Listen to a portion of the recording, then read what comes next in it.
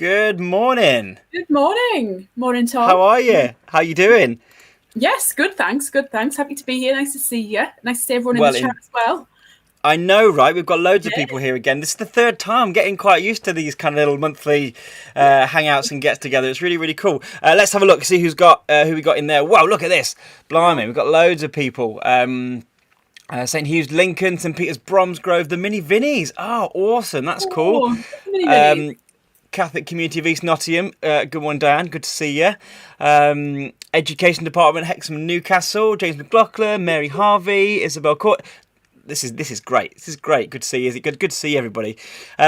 Welcome, Naomi. Why are we here? What's today all about?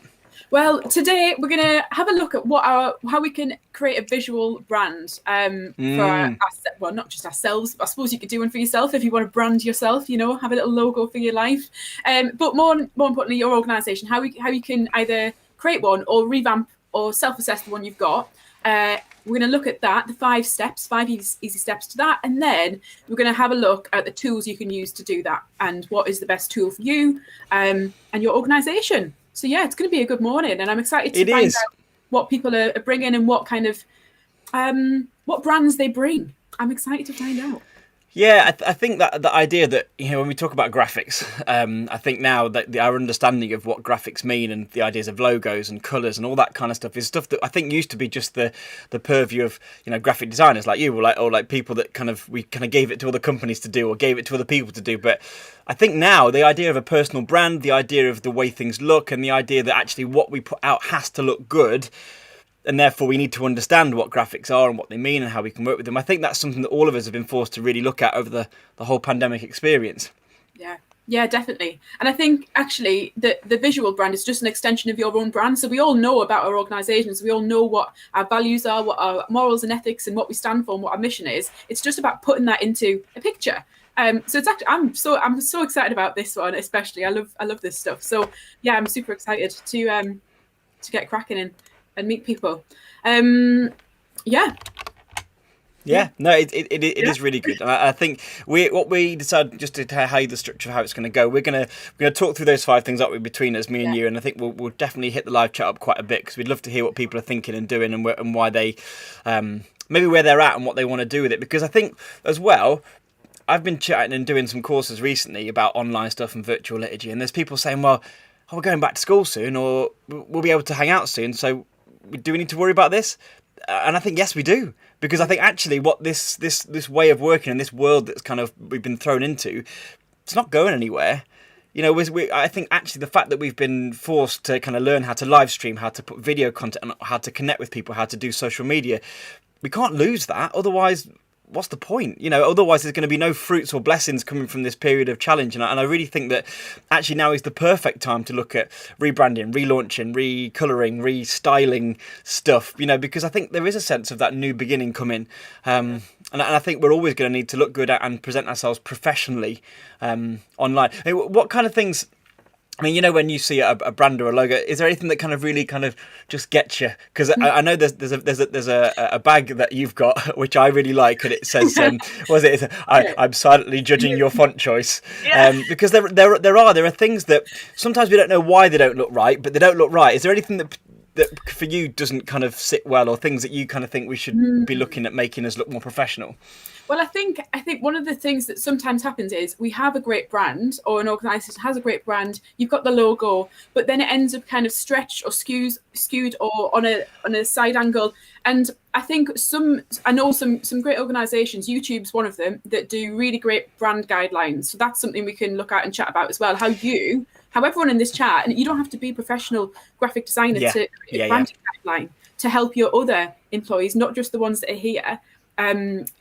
Speak the same language and and help convey the professionalism that you as an organisation have through your letterheads, through your posters, and so people can see that actually you know what you're talking about. You're a professional organisation, and actually you're fun and engaging, and people want to share your content. So.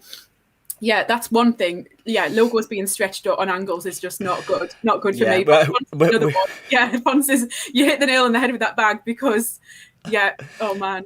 Yeah. And I think what we'll start to look at today particularly is looking at some examples of best practice. But I think for me, I think like you said, the thing that I really think is so important is consistency. Is about making sure that when something comes from you, people know it's from you because it's in your style and it links and it matches. It doesn't mean everything's the same, but it just means that when we use a certain colour green, that it's the same green for all of our greens, and I think that sounds really pedantic, but it's those kind of things that maybe we don't realise when we look at something and go, wow, that looks cool, and when we look at something and go, wow, that's not so great. It's those things that kind of mean and make that happen, and we'll talk about aspect ratio and image sizes and all that kind of stuff later on. So I think, am I right in saying there's 5 principles of design we're going to have a look at?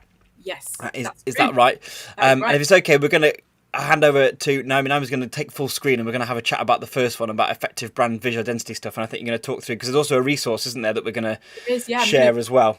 The 5 steps in the resource, which I'll be able to share with everyone in an email after this, so you can sit down and have a coffee afterwards and mull over your visual identity. Who doesn't want to do that? I do. So yeah. And then after that, I think we'll together then go through the rest of those things, and then of course we'll look at that practical side, the tools side. And I think today what I really like as well is we've kind of leveled it up. Not that there's a better way or a worse way of doing it, but I think sometimes it's so daunting, looking at live streaming platforms, video editing platforms, and when it comes to graphics, like if you load up Photoshop for the first time, if you've never seen it before, it's like, what do I do with this? And actually you don't need to use stuff like that all the time. Same as when we said with the video editing. Yes, you can use Premiere Pro. Yes, you can use top of the range industry standard stuff, but you don't need to still get really effective results. And I think it's the principles that make the results effective, not necessarily the software. It just means that you can take it a bit further when you want to. So yeah, I'm gonna make you full screen, Naomi, and then I'll come back in and we'll have a bit of a chat and get the live chat up in a few minutes' time. Is that all right? See you soon. Amazing. Right.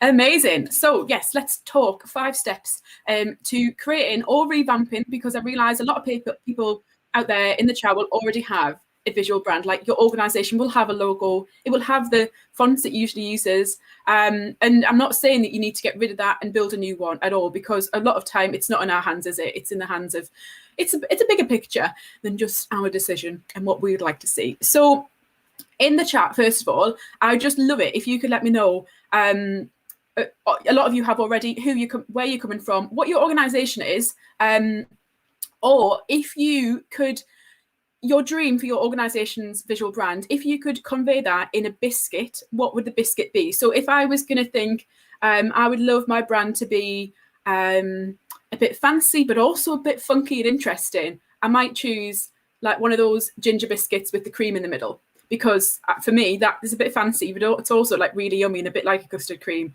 kind of warm. So if you could choose a biscuit to represent your brand, what would it be, and why?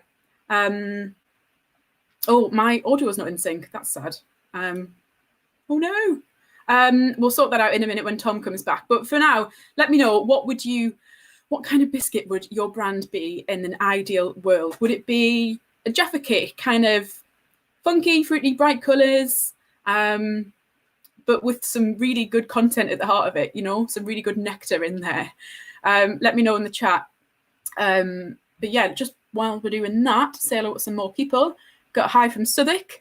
Amazing. I know Tom was doing some work with Southwark last week, so he might have seen you there.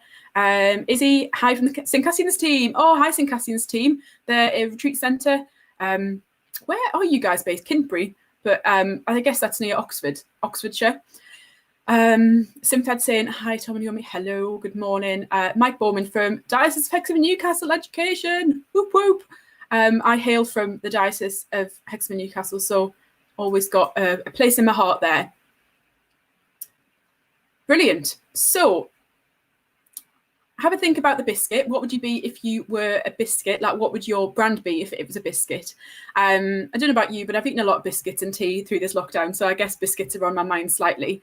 But let's start thinking about the 5 steps that you can take. You don't have to. These are just 5 steps that we've suggested to kind of assess and self-assess your brand, with the hope to revamp it a little bit potentially. So the first step is logo. So maybe, and like Tom said, on this, we'll share this document and this template, this resource with you afterwards. but it's basically step one is about logos. So what can we take from our logos? What kind of colors do they have? So in this, you might want to put what your primary logo and your secondary logo is. So what is a primary logo? Primary logo is, as you can see on the right here of the screen, we've got YouTube's primary logo is that it's a full text and image combination. It doesn't have to just be the image. It doesn't have to just be the text. They've got a bit of both, and that's their kind of main logo. And then the secondary logo is this little icon. So you would also know that that is YouTube if you saw it. So what is your primary logo and your secondary logo? If you don't have one, maybe you can think about what your primary logo is and create a secondary logo from that. This is something you may have already. You probably already have a primary logo and secondary logo. You may not know it, but it's good to know what these are. So then at the end of these 5 steps, you've got all this pack and you can say, actually, this is our brand. This is what we are visually. Got a few biscuit suggestions in, which I love. So yes, I have just opened the is Java cake a biscuit or a cake argument. Let me know. Oh gosh, you eat it like a biscuit, but is it a cake? Who knows? We'll be talking more about cake later, actually. So do stay tuned for that if you're a cake fan. And then St. Gregory's Chapter Jane saying, oddly, chocolate digestive. Ooh, clean, clear, simple, strong, but also a lot of fun. Yes, I love that. I love that. And also good for you. Like, I think of all the biscuits, maybe digestive biscuit is potentially like it sounds like it's good for you as well. I love that. St. Peter's Bromsgrove Mini Vinnies. Oh, I used to be a Mini Vinnie leader in a primary school, so Mini Vinnies also have a major part in my heart. I've got the badge. Oh, love it. Shout out to Mini Vinnies out there. A party ring, yes, brings joy, energy, comfort. Oh, you have got to love a party ring. Oh, I love it. Yes, let's think more about if our brand was a biscuit, what would it be? I'll ask Tom when he gets back. So yeah, the first step, logos. You got to have your logo sorted. And if you need to kind of reshape or revamp your logo, maybe this is a good chance for you to think about that. You can speak to your design team if you've got one. If you haven't got a design team, not many of us do in the Catholic world. You yourself could think about, could you just put a circle around it to make it stand out and pop a bit more? Could you, underline it? Could I don't know. I wouldn't recommend turning it on its side or anything, but have a think. So if you've got any questions on that, do let me know. And like I said, we'll be sharing this document so you can, after this, sit down with a coffee, with a biscuit, and think about your brand and just do a bit of just take stock of what you are and why you're conveying it. You might want to make some notes about why the different elements of your brand are there. So if you've got a crest, I know many dioceses have a crest, and maybe it's a good chance for you to learn more and work out exactly what the different elements of your logo are and why they're there. Mike saying, Rington's chocolate Brazil nut biscuits. Offensively comforting. I love that. Yes. I don't think I've ever had one. I'm going to go and get some on my next shop, I think. I love that a brand would want to be offensively comforting. Yeah, I love that. It's not a bad thing. It's a good thing. Right. Step 2. Step 2, typography. So in layman's terms, a font. Fonts are amazing. I saw this really fun meme. I'll try and share it on our social media after this. If you follow us at Acutus Project, it's basically like the church had been fundraising for a new font. And it was like the old parish newsletter and the new parish newsletter with a new font. It was pretty funny. If you like a good meme, I do. So typography. Basically, you will see, if you look at just a regular brand, let's say Adidas, they will have a main font. They've got the heading font, the subheading font, and the text font. So on their website, if you were to go on Adidas website after this, of course, don't go away. You'd see that you've got a heading font, so the big title font, subheading font, and a body and copy text font, which is for like paragraphs. You can use the font from your logo, but you don't have to. If you look at just an example, because we work with them, NDCYS, who Tom and I are both part of, we don't use our font that we use in our logo on our subheading or body text or heading text, for example. It's a completely different font. We don't use that. So you don't have to use the same font. You can, but just make sure it works. Again, this sheet can just help you think about what you would like them to look like. Have a Google, hop on dafont.com if you want to. Make sure you've got permission to use the font, but there's hundreds of Google fonts. And if you use Adobe, which some people do, you can get free fonts there as well, which are free for everyone to use and totally copyright free. So yeah, and have a think about what you want to do. Do you want to have a few different ones? Do you want to mix it up and have a fun heading font and followed by a more standard, like sans serif? Like this means sans serif. If you don't know, I learned this a while ago, but it's very interesting that it's just these are the serifs, so it's without serif. So this is serif with the little fancy twills on the end. So do you ever think about that? What would your typography? What's that going to look like? And already after 2 steps, you've got a bit of a brand there. You've got a logo and some fonts that you use. Now, fonts obviously will change as time goes on. Different documents might need different fonts, but it's good to have a bit of a basis so you can share with your colleagues, this is what we could do. And so we're all singing from the same sheet. A few more biscuit suggestions before we move on to step 3. So Mary, yeah, not had a party ring since last March. Oh, that's sad. Maybe that's going to be like a end of lockdown celebration that you have a party ring. And then Simfed, I guess it's Dom, probably hi Dom, saying a homemade cookie. Yes, recognisable, steady, but soft and supportive on the inside. Yeah, I love that. Oh, yes. It's getting very deep, isn't it? I tell you. Yeah, Tom, what would you chatting about? I just posed a question before we began as we run through these steps. If you could convey your visual brand in a biscuit, what would it be and why? So we've had a few people say, you know, a chocolate digester because it's clean, clear, simple, strong, but also quite fun. Party ring, great joy, comfort, energy. Mike Bowman saying a Rington's chocolate Brazil nut biscuit. It's offensively comforting. Yeah, wow. So just a bit about, you know, it's good to think creatively, get our creative juices and gear in our mind as we're chatting. So I don't know if you could think of a biscuit that you would be. Oh, crikey. I mean, I always kind of go with the rich tea, mainly because they kind of, particularly when you put them in drinks, they just kind of take on whatever situation they're put into. And I think, you know, in terms of our brand and what we do and how we work, we've had to be quite adaptable and put ourselves in new situations and take on the kind of essence or the sense of where we're at and who we're with. So I think that's quite important as well. Love that. That would be it's a good answer. Yeah. Thanks very much. Yeah, it's all right. I think it's interesting you're talking about colours and obviously we've just come from kind of like typography and logo and stuff, but particularly when you start to talk about colour and adapting to situations, you know, the church actually I think has been doing the colour thing pretty well for a long time. Like when we talk about our liturgical colour palette, you know, and certainly the colours that we try and use as well, you know, we literally adapt, don't we? We change the colour of everything to fit the season, to give a certain message, and certainly in the church as well, colour isn't just colour, it's got meaning and message as well. So let's have a chat about colours. I know you're working your way through, and then we'll be able to break things down, have a bit of a chat with people in there as well. Marvellous. Back to you.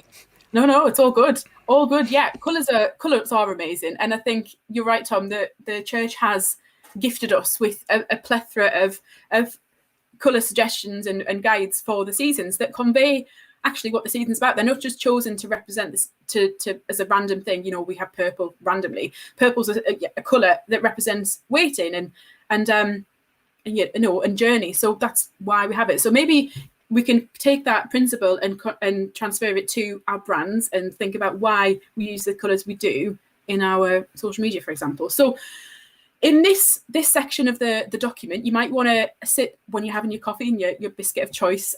Think about which colours you use in your everyday today branding. So which colour font do you use? And I know that seems a silly thing, but generally the classic colour choice is black or white on a black background. Maybe if you're working with young people, you can think about, is that, or adults as well, is that the best colour contrast for everybody?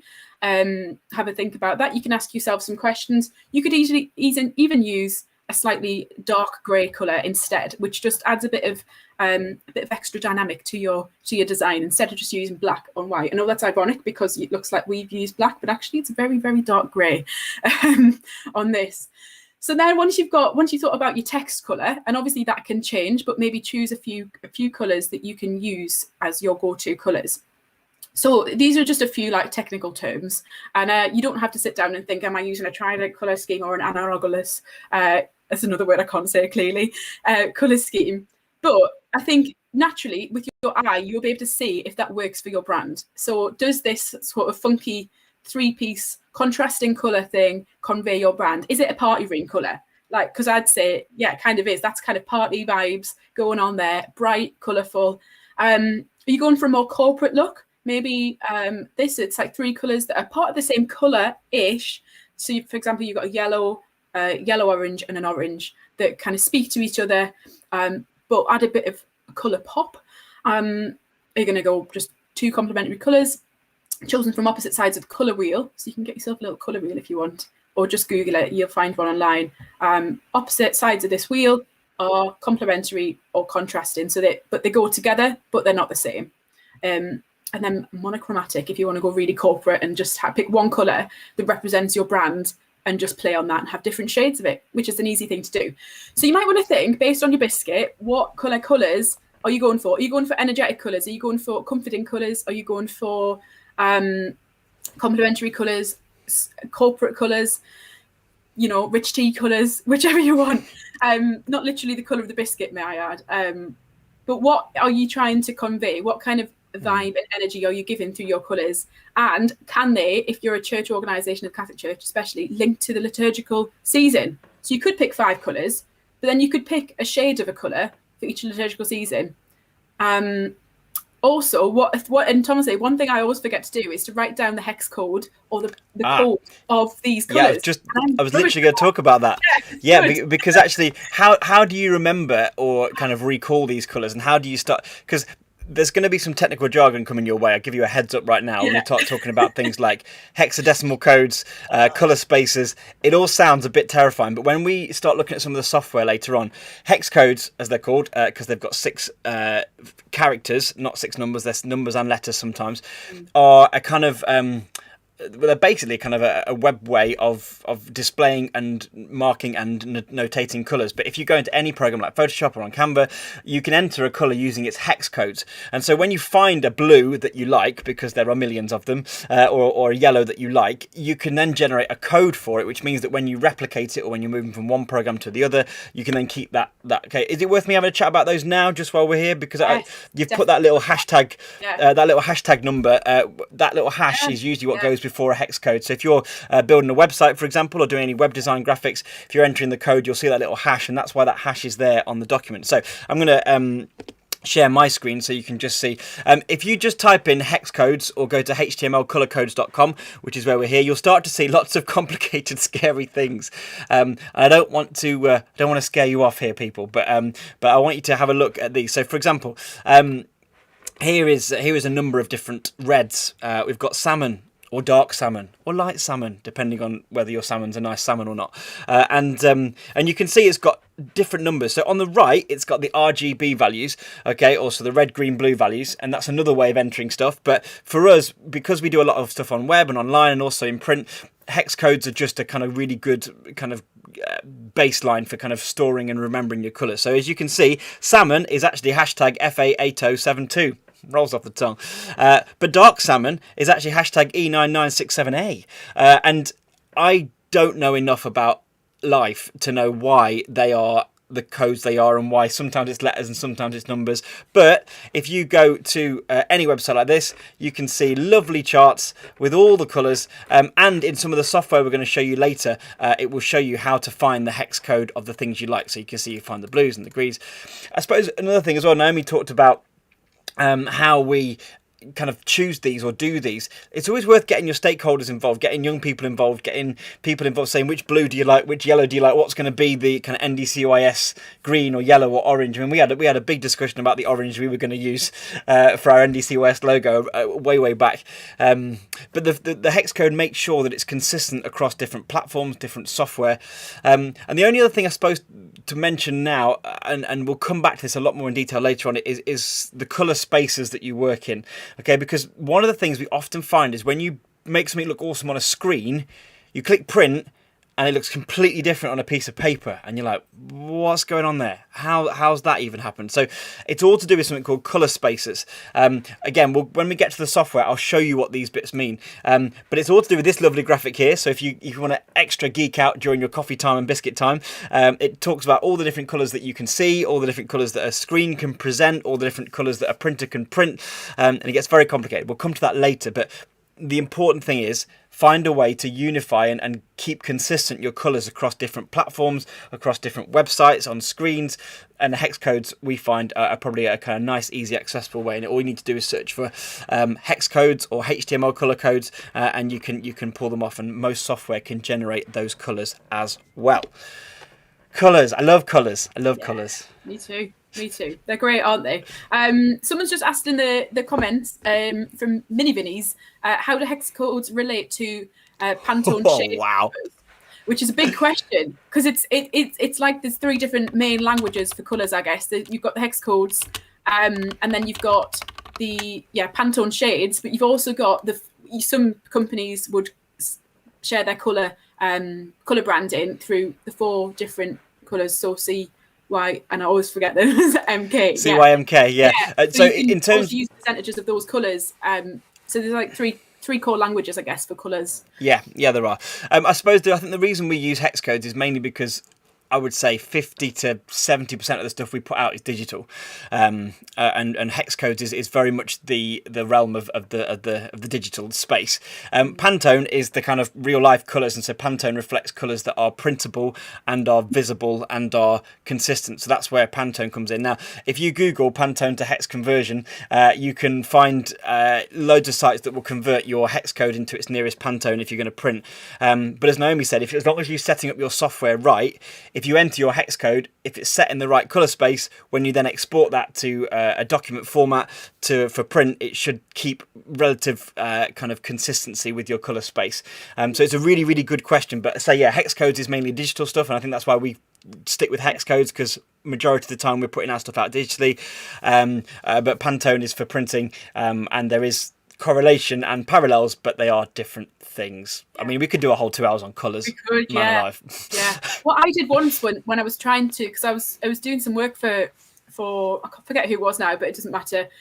Someone who had the Pantone shades, and they wanted me to colour match my work for digital with the hex codes. So I just Googled, like, I think Pantone have a great website where you can put in the Pantone shade and it will generate a hex code for you. So you can keep the same shade. So it's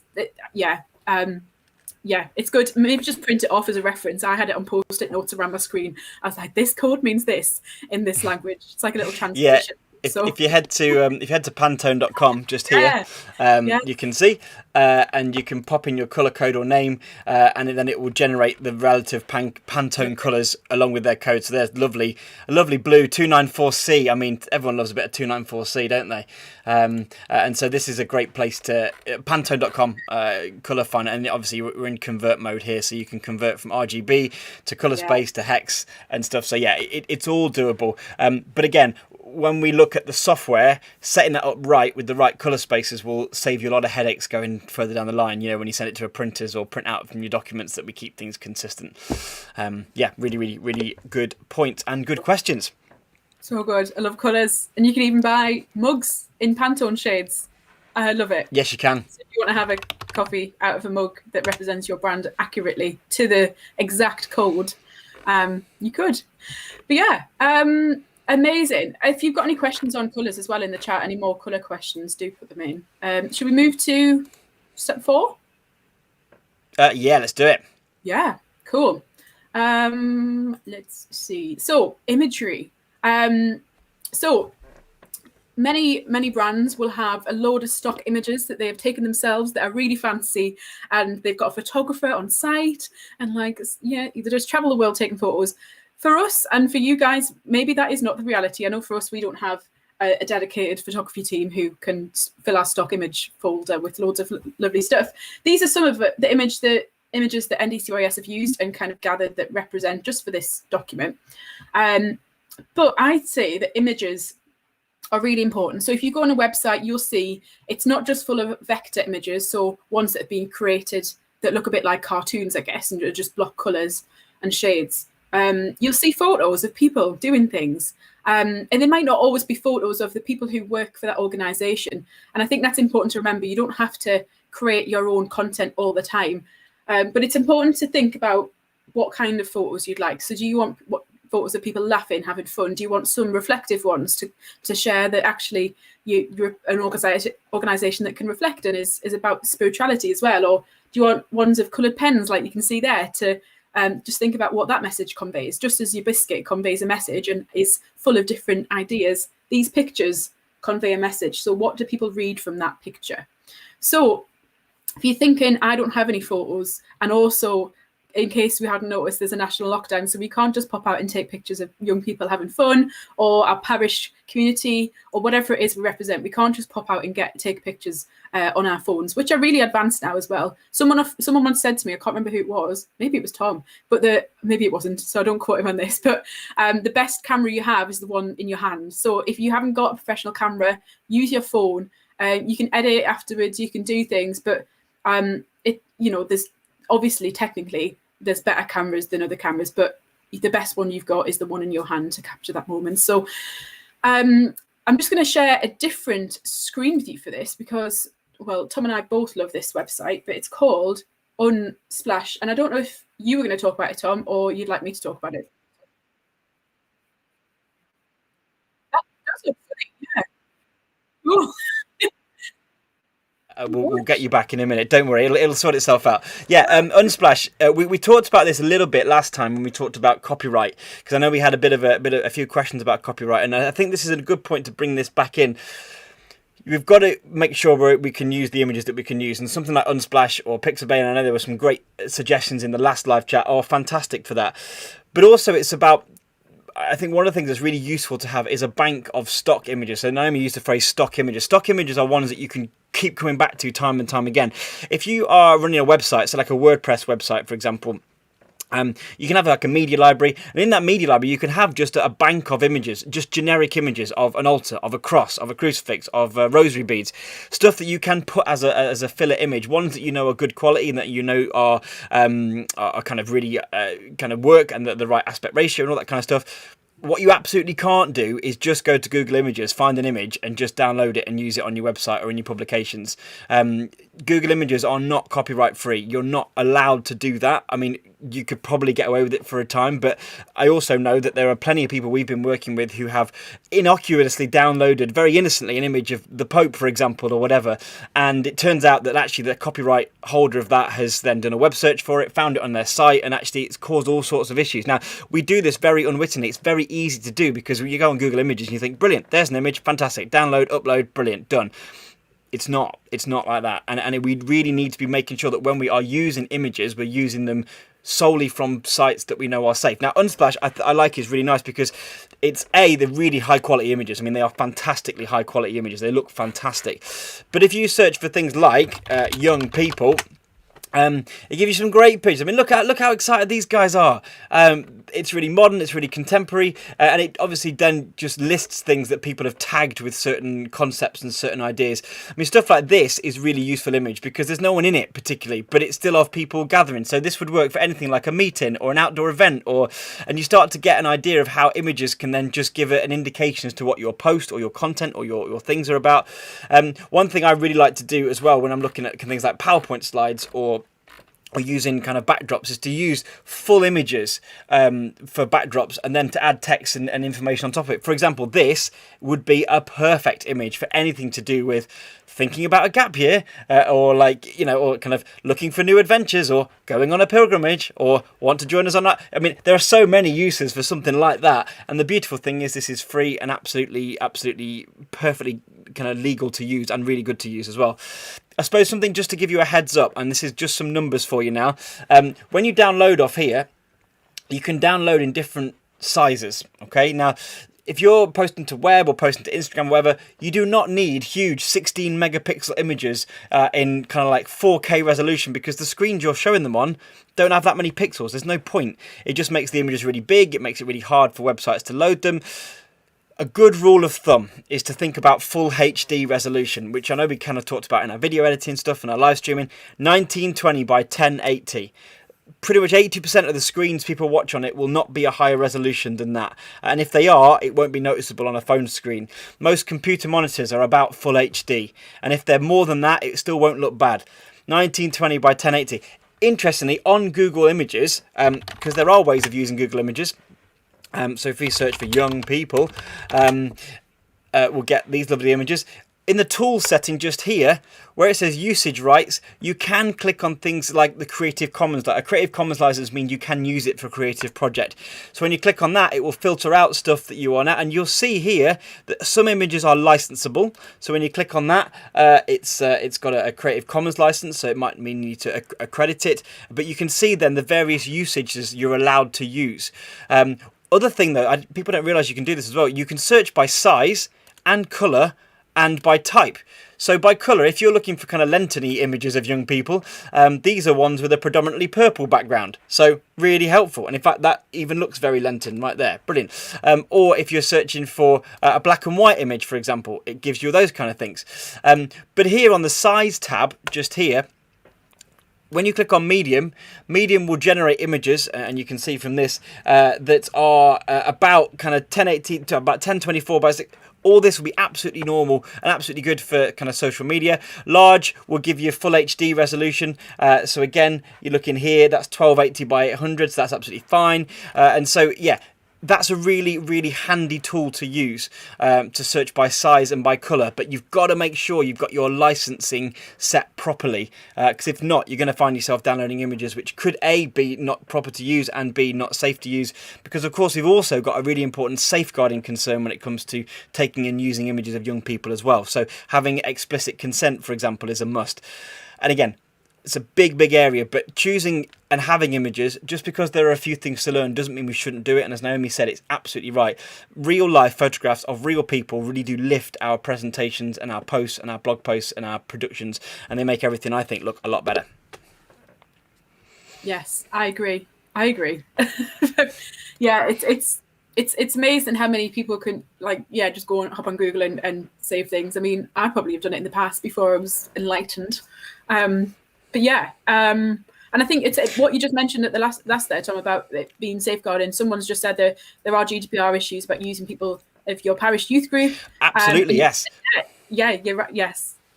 Yeah, so the big change in terms of consents and permissions, because I remember when this all came out and we were in schools, and it used to be that the basic principle that changed was it used to be an opt-out consent, and now GDPR means we have what's called an opt-in consent, which means that you used to just be able to put out a letter at the start of term saying, if you don't want to be in pictures, let us know. And if they didn't get back to you, or you didn't have a letter from them, fine, snap away, no trouble.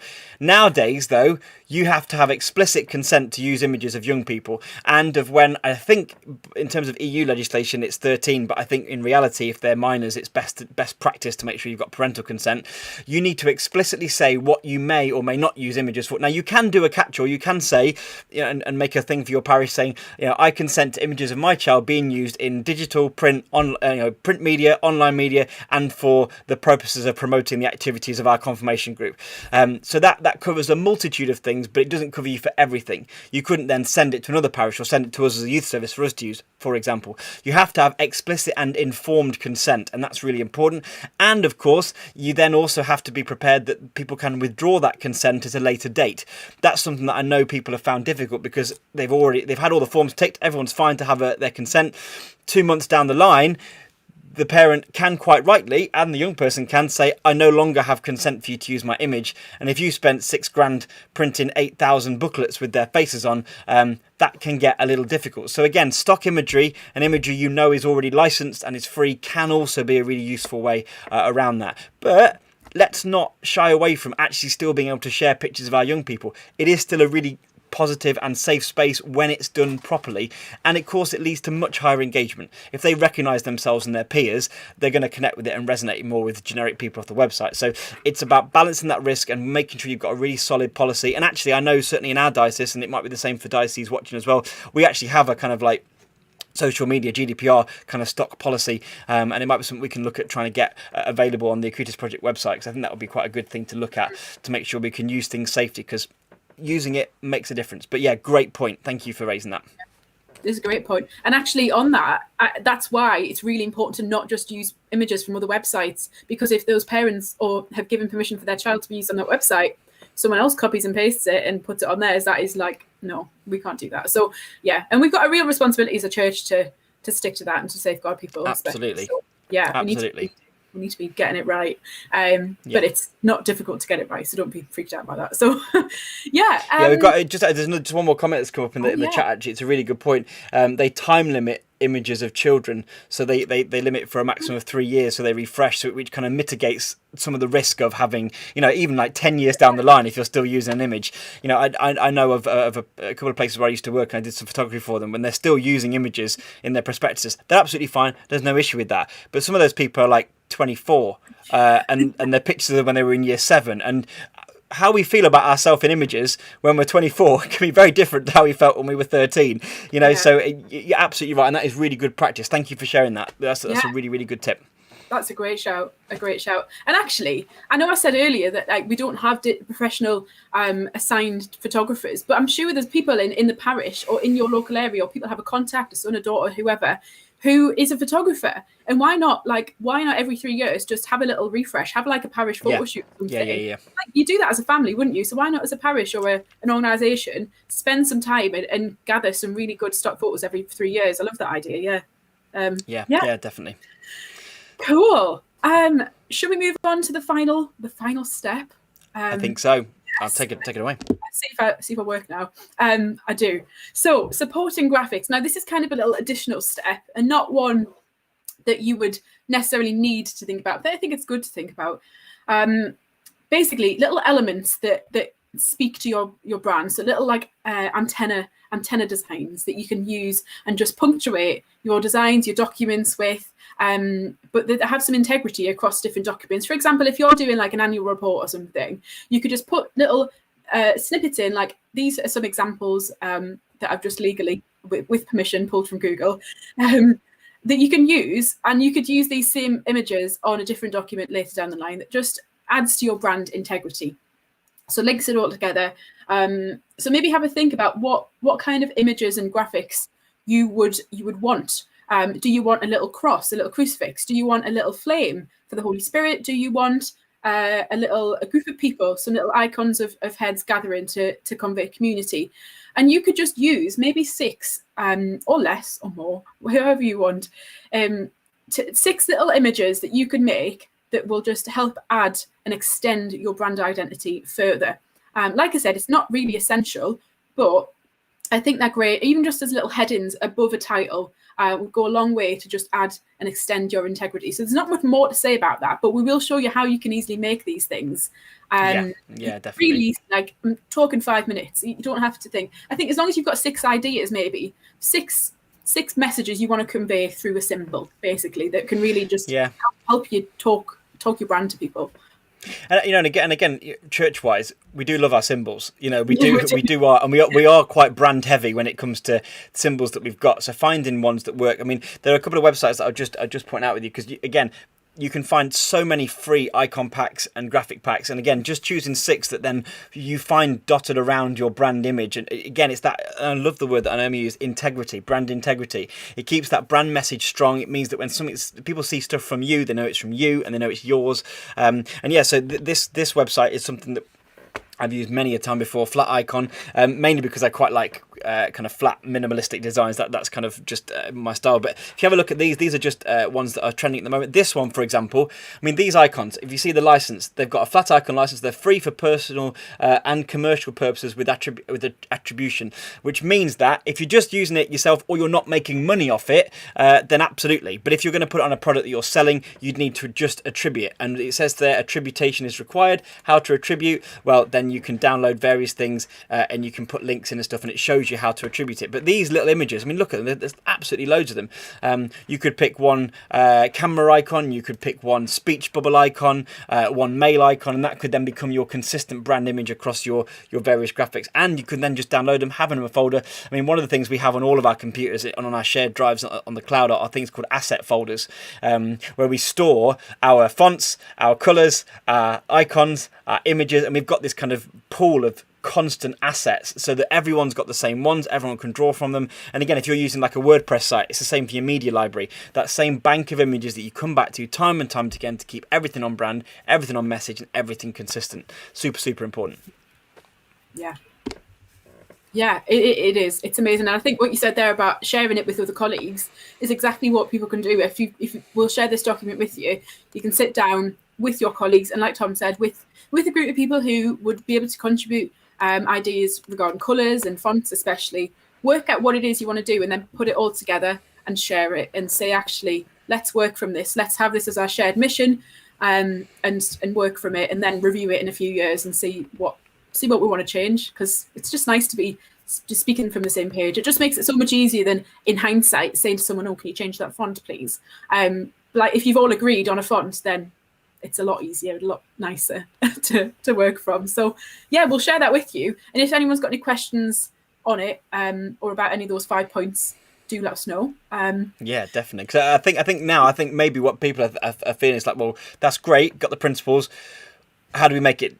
How do we do stuff? How do we make it look like stuff? And I think we're going to take you through. There's basically 4 programs we're going to look at today, because we thought we'd try and give a mixture of stuff. Some are free but you can pay for extra bits. Some are fully paid. And I think between us we're going to go through. And I think, Naomi, I know you're going to take a lot of this, because you're definitely the brains behind a lot of our graphics and stuff, and you kind of run a lot of this kind of stuff. But I think the good thing is, like we said before, you don't need to use super high end stuff. Yes, there's things you can do that you can't do with the free software when you get to that level. But if you want to have really good Instagram looking posts, really good website content, really good stock images, really good adverts, really good posters, we can do that, and we can do that quite straightforward. So yeah, let's get on to that. And there's no more questions popping up in the live chat, so let's get on with the tools of the trade, and we'll take it from there. Amazing. So yes, the first thing we thought we'd start with is like web apps. So an app, or you can have on your phone, an app you can access on the internet. So basically you would just type this address in, it brings up a program, and you can create a program from a poster or a graphic from there. So this is brilliant for I was thinking about this earlier, and it's a bit like a cake. I said I was going to mention cakes again. So you want to bake a cake. How you want to have a cake. So you want to either decide if you're going to bake this cake from scratch, or you're going to find a recipe, maybe even make your own recipe. If you're really experienced in cake making, you could make it yourself, get the flour, get the eggs, mix it all in, put it in the thing, just decide how you want to design it, do it from scratch. Or you could buy one of those amazing little packets that are just like add water and then put it in a tin, and all of a sudden you've got a cake. Really simple, kind of got a base layer of a template. Which is really useful, because sometimes I know for me, I just either don't have time to make a cake from scratch, or I can't be bothered, or I can't because I'm not very good at baking. So that's option 2. And option 3 is I kind of just go to the shop and buying the cake, and maybe decorating yourself. So those are kind of 3 examples of what you might want to parallels you might find in your design work. So do you want to create a design from scratch? Do you want to think about literally the font, the shapes you want to use? You want to make all that stuff? Do you want to even go and collect the eggs from a farm? I don't know. But or do you want to get a kind of pre-made pack that is really easy to use? You just add your own flair to it, add your own bits and pieces, some ingredients. Or do you want to just have something that's pre-made and maybe decorate it? So I suppose we're starting with the pre-made decoration one, because that is not a bad thing. All of these cakes will be delicious. It's just how we get to the point where we have a cake. So I really fancy cake. I don't know why I'm constantly talking about it, but I think it's just because I really want a cake at the minute. So basically, I'm going to share this with you. You may have seen it before. It's a pretty well-known web app and mobile app as well. It's called Canva. So if you wanted to have a look, you just put canva.com in your browser, in Google, or search for it in the App Store or the Google Play Store, and you can find the Canva app. Really good. You can have both. So what I would recommend is, if you're going to use this, that you log in and create an account. Otherwise, you will create a design one day and then go back and it won't be there the next. So that's quite sad. But if you're in a real rush and you don't have an account, say, for example, a scenario, I am in my parish and I want to make a poster about the church and whether we're open or not and what the rules are in the church. So you can just easily go to create a design. You've got all these options here: presentation, video, Instagram post, Facebook post, poster, logo, YouTube thumbnail. Honestly, you've got all the options there. That is your menu of cakes, if you were. So say you want to make a poster, you just click on poster, brings up a blank page, probably thinking, oh heck, what do I do? Because it's just blank. But luckily, you've got some suggestions over here. So you can make a coronavirus poster. You can make a back to business poster, which might be something you're thinking that might be good to try and, let people know the church is open, it's safe, if your church is open and safe, obviously. A coronavirus poster, which might be useful, as long as you make sure that all the content is right on there. A lost dog poster, that would be sad.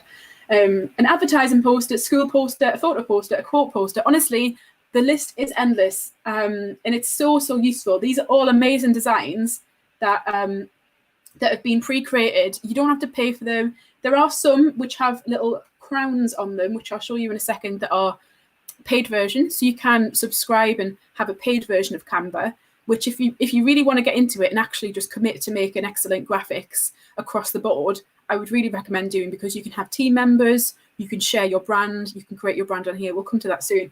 So for example, let's say I'm going to go back to business, back in business poster. Click on that. There you go. Wow.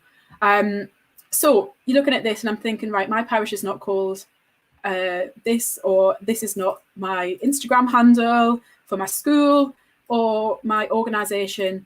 This is not the diocesan colour. I can't use this blue.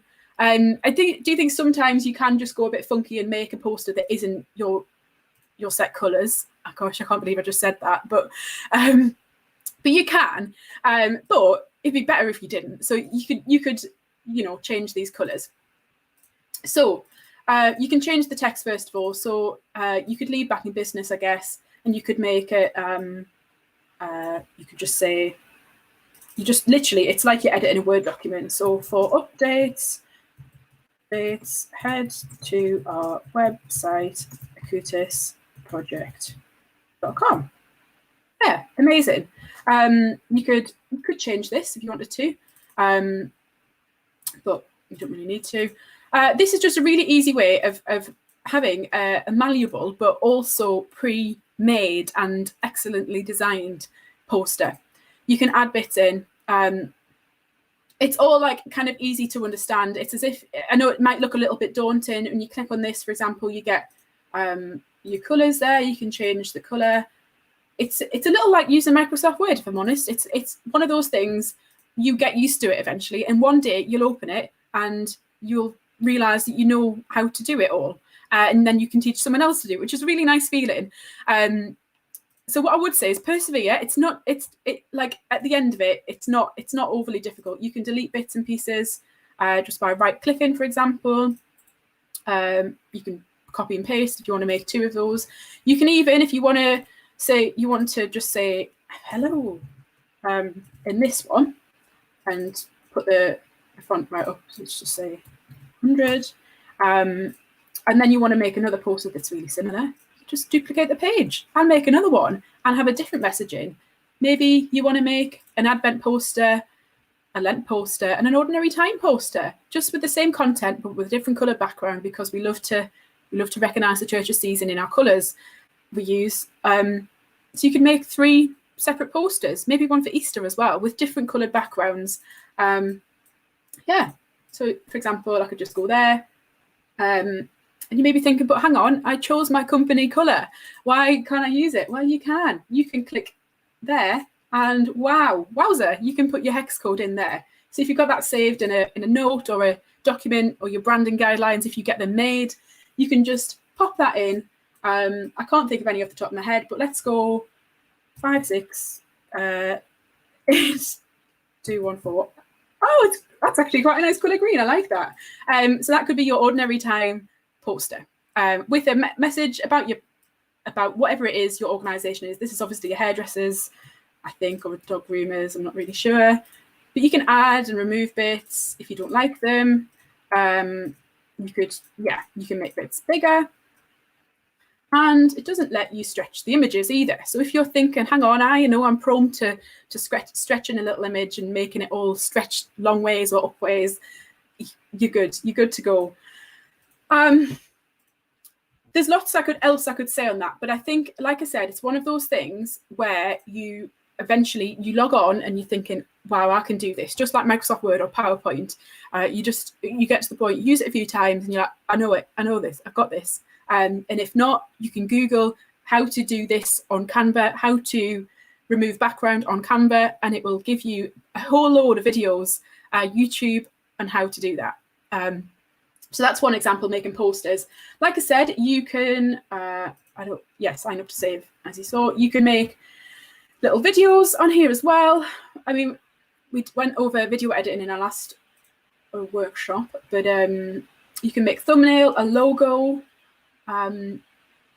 So like we said, you can just take these and that's like a Spotify type logo. You can just change those, add things in. It's great for ideas as well. If you're struggling to think of an idea for your logo, if you want to completely rebrand, you can just have a look and think, do I want a logo like this with words and a shape, or would I rather an image as so? You can add elements and all sorts of things. There is so much I could say. I probably do a whole thing on Canva, but that's not necessary. We've got documents. Honestly, everything you want to do you can do on Canva, I guess. If you want to go down that route of having something pre-made that's ready for you, just edit. So, for example, an annual report. There you can choose your main page, your overview, and some graphs. You can change the colors just by doing that to your company color. Pop it in there. You can change your logo. Just delete it and then get another one. Change these images. You can add photos as well, so you can search millions of free photos. If you sign up, you get access to 60 million premium images. Isn't that amazing? 60 million. You could try and use them all. And it's free for 30 days. So if after this you want to have a go and try it all, or just make a load of content in 30 days, set yourself a challenge over the rest of Lent, you could do that. So yeah, for example, you could just add this in, got like a photo of people cooing over a dog. And then you can just drag and drop that in, and replaces it with the dog photo. Honestly, I feel like I'm on commission for Canva. I'm not. I love it. I don't usually use it too often, but I know that it's useful, especially if you're on your phone and you think, oh heck, I haven't put something out on social media for this event. I need to do it. Really need to get it out. Or I need to make a quick poster because I forgot to do it at work today. You can do all this on your phone as well, just through using the app. Like I said, just search Canva in the App Store or the Play Store, and you'll have the access to all these different designs as well on your phone. You can save it as a PDF. So there, if you want to save this annual report, for example, you can PDF print suggested. You can do PNG, which, as we've said before, is great for if you want a transparent element of your design. If you want it for a YouTube overlay, for example, MP4 video, a GIF, if you want to make some GIFs. Yeah, so you can choose what kind of output you want. And like I said, if you get the subscribed version, which I would recommend, you get certain elements that you don't get on the non-subscribed. So you can, like I said, create a brand, and then all of those colors that we had to color pick and put the hex code in will just automatically appear for you and for your team, which is excellent. I don't know if anyone's got questions on that. I bet people have, and I think that's the beauty of this. I think the big thing you could talk is speed and simplicity, because actually I think we use certainly, I think when we're going to talk about Adobe Spark, which is something we've used before as well, so we actually use a bit of a blend. When we want to do something truly bespoke, from scratch, we can, and we will go through the tools to show you that. But for knocking out something that actually looks decent, and particularly like you say, with those subscription options that help you embed your colors, your fonts, and everything by default on any of the designs, I mean, it's just unreal what's out there now. And I suppose there's no excuse really to then not be able to put out stuff that works for Instagram stories, and the right aspect ratio, the right crop, the right colors. So it's such a great tool, and I think it's just one of them, like a toolbox of things you can use to make sure your output is consistent, regular, but also effective and looks fantastic. Yeah, it's amazing. And a few people, I know Jane's just said there, she pays for the subscribed version. It's 100% worth it. Yeah, it's literally, it's like we're talking £100 a year, and which seems, I don't know, maybe £100 a year seems a lot for your budget, but actually if you break that down into per day or per week or per product, absolutely. So someone just asked if we can repeat the advice on PNG images. I can repeat it briefly. If should we do that now or Yeah, sure. Because I think it's one thing we'll certainly come to as well when we look at some of the more advanced software. Because PNG is or portable network graphics, as they are really useful images. They are better than JPEGs for a couple of reasons. One, they tend to be or can be more efficient in terms of file size, so they are quicker to load on websites and they're a bit more universal than a JPEG, which can sometimes be quite ballooned in size. But they also maintain things like transparencies, which is having see-through bits or cut-out bits. But yeah, if you go back and show the file options again, Naomi, that'd be just very quickly. Absolutely. So yeah, say that we want to make, let's choose one, a logo, because if you're making a logo, the last thing you want is a big square white bit around it. You want it just the logo. So if you've got a circle. So here we could select one of these pre-made ones that are lovely. Let's choose one. Why can't I choose? I'm just so indecisive. This one, because I like coffee. So if you were to put this onto a document, let's just make this a bit of a colour. So you might have that if you want that, but if you want no background, I'm not sure I've done that right, but if you didn't want the background and you just want to be able to put this image onto the top of a header, a page, for example, you don't want to have all this white space around it, especially if the background of your page is a different colour.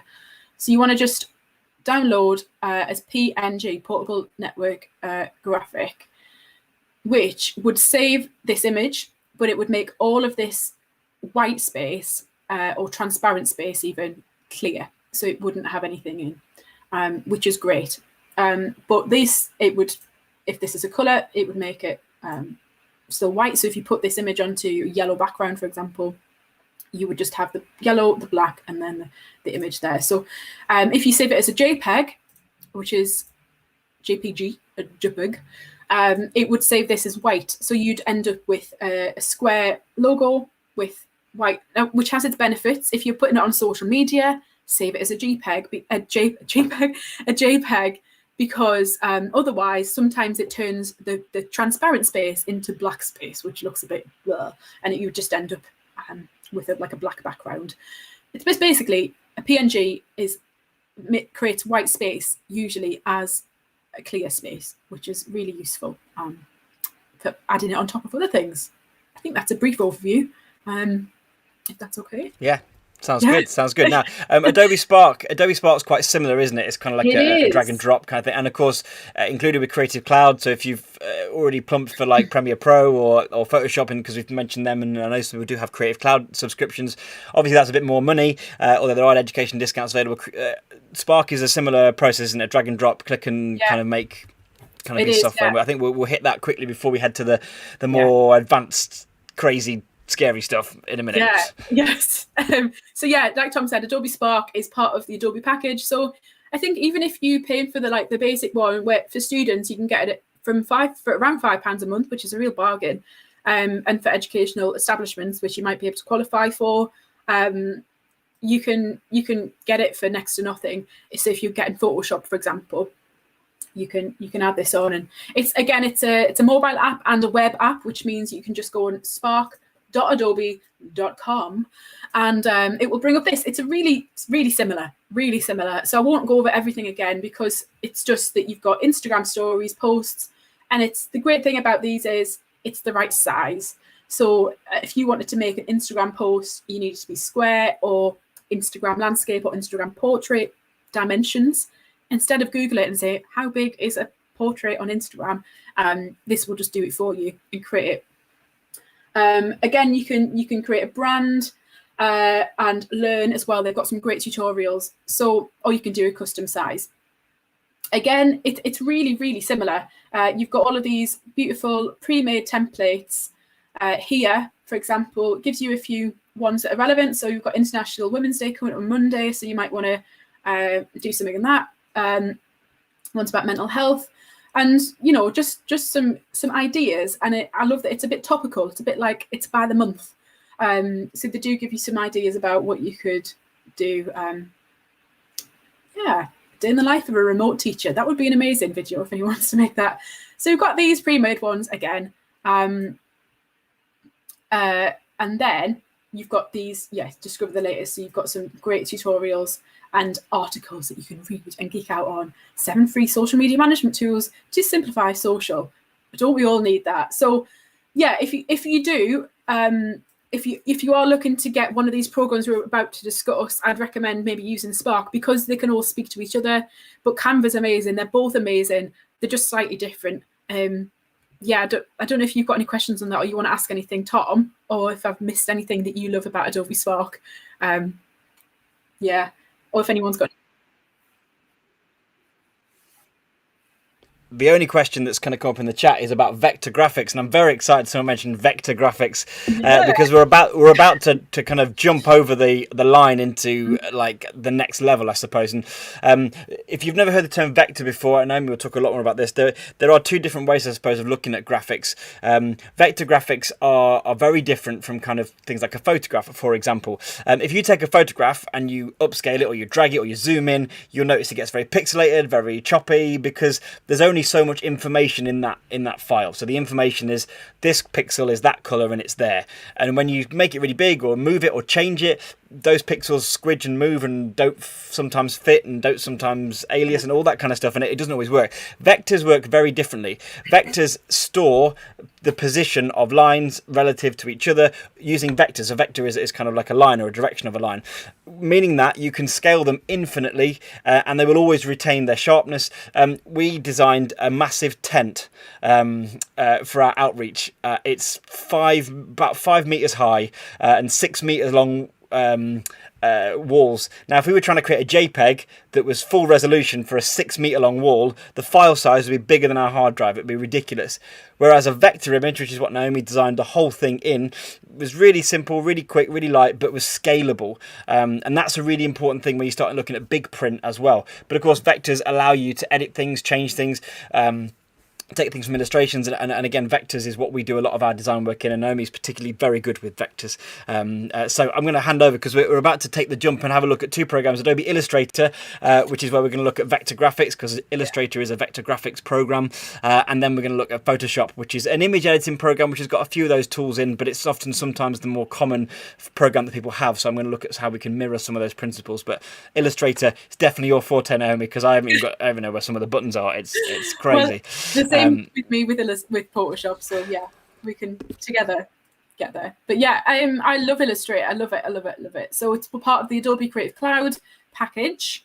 You can get other like Photoshop with it. You can get Premiere Pro, which is a video editing software program. But yeah, let me just do that whilst I'm currently still sharing Adobe Spark, so that's not good. 1 second. Yeah, essentially Illustrator is the kind of sister of Photoshop, but with more of a slant towards illustration, funnily enough. So you can really make your own graphics, whereas in a Canva, sorry, I'm just trying to do 2 things at once and I can't. You can transform to screen. There we go. Right. Here we go. No, I'm not on it. Yeah, you can. All right, I'm sorted now. Gosh, that was a roundabout way of doing it. You can, yeah, it's like the sister of Photoshop, but more of an interest in illustration and graphics rather than photo editing. But that said, you can definitely do these sorts of things in Photoshop, and Tom will explain a bit more about that. So let's say that I wanted to just make a logo, a really simple logo, like I did on Canva, but I want to use for Illustrator because I want to kind of either stretch my skills or I want to add some bits in that I couldn't do on Canva because it wouldn't let me do it, which is sometimes the case. So you've got your artboard here, which is basically your sheet of paper. If you were drawing, it's your artboard. And currently it's set to the size of a Google Pixel 2, which is a bit random.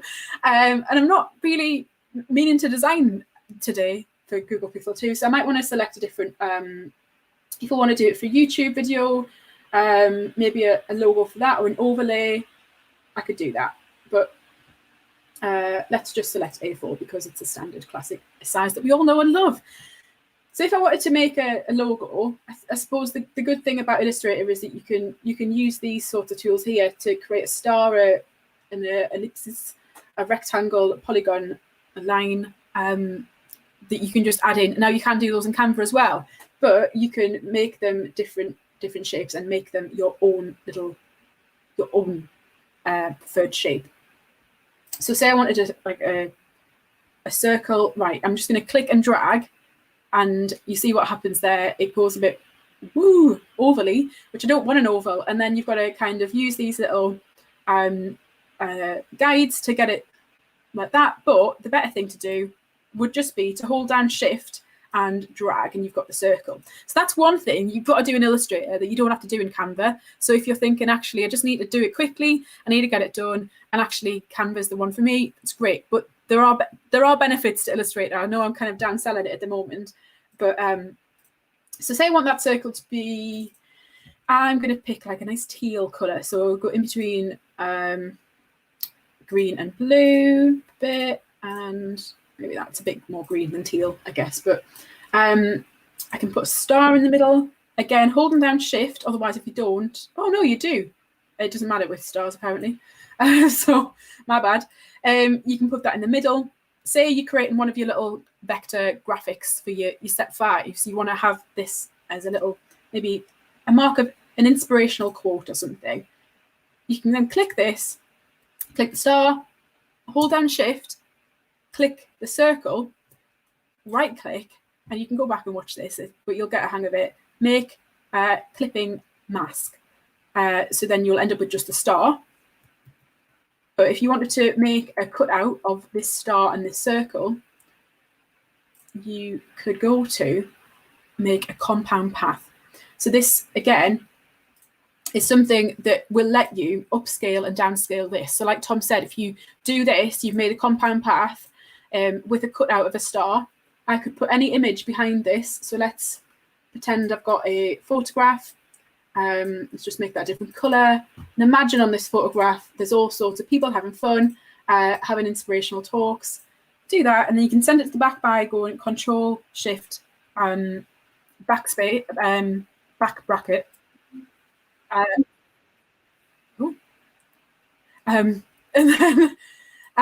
then you can, you've got this cut out, for example. So delete that, and if you wanted to save that as a PNG or vectorized file, you could save it as a, let's do it so we can see. Save the screens. You've got all your different options. So you go SVG, and you can save that and upscale or downscale it as much as you like, and it would not lose its detail, I guess. It wouldn't go pixelated or blurry, but you could do that with more, as Tom said, much more complex designs than that. So an example of a kind of more complex design than that would be this work that we've recently been doing for Catholic Multi-Academy Trust that we work with. So we've got a bit of an agreement with them, and we do some work for them. And obviously, it's the Feast of St. Joseph coming up, which was one of the few people we get to celebrate in Lent, because Joseph is amazing, and it's the year of St. Joseph. So this is an example of something you can do in Illustrator that you really can't do in Canva or Spark. You could, if this was made, of course, you could drop it into Canva. So if for example, I've made this, and if I want to send it to this Catholic Multi-Academy Trust, for example, they can then drop it into Canva and make a poster from it, of course, but they can't make the actual image itself.